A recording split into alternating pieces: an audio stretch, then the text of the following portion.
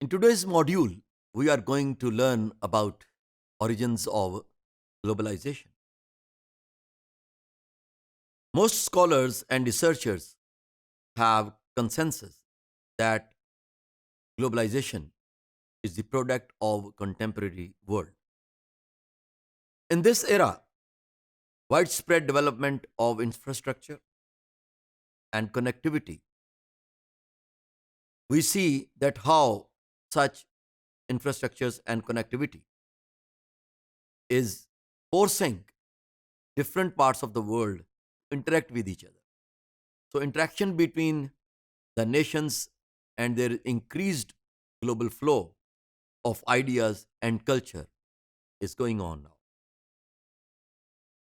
However, many researchers believe that origin of globalization is traced back to the ancient civilizations that I also mentioned in my previous modules. कि हम ये नहीं कह सकते कि ये सिर्फ और सिर्फ कंटेम्प्रेरी एज में ही आई है। मैंने आपसे उस वक़्त कहा था कि मुझे तो यूँ लगता है कि जब से इंसान पैदा हुआ है और उसके बाद जब से एक से फैमिली से, ट्राइब से और then states and then empires, so it was there. Therefore, we may say that there was a trade link between Indus Valley and Sumerian civilizations. The popularity of the trade relations led to the formation of international trade routes like Silk Road.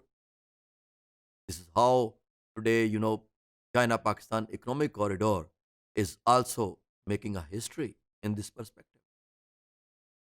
In the medieval age, Muslim traders also moved to various parts of the world.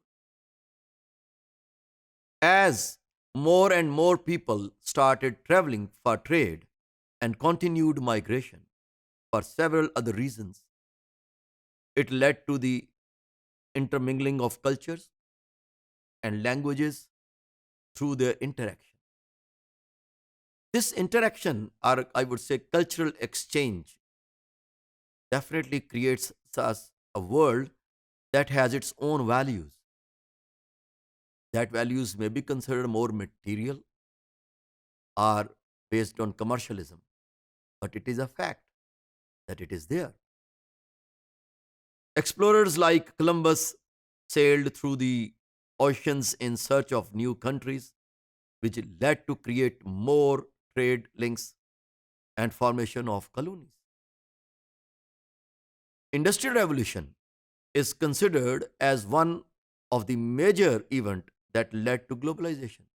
Yes, because industrialization kept the world moving, and then there was technological and scientific advancement that gives more help to the phenomenon of globalization to happen.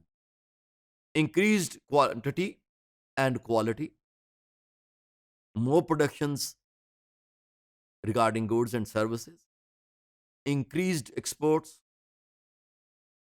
better trade relations,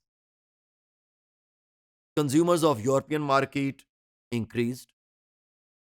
The phase ended with World War I in 1919.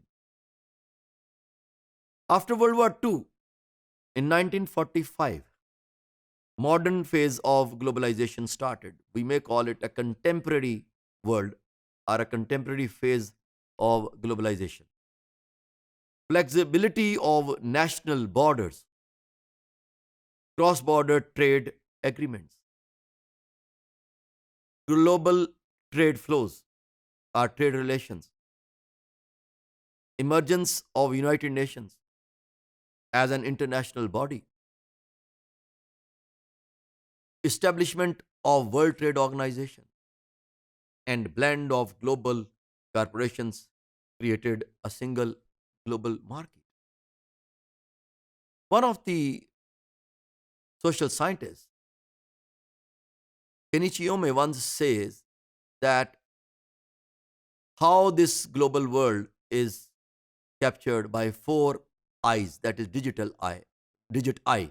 For example, investment, industry, information, and individual. That four eyes are controlling the whole world. This technological world, our sophistically advanced, scientifically sophisticated advanced world, is basically captured by four eyes: investment, industry, individual, and information.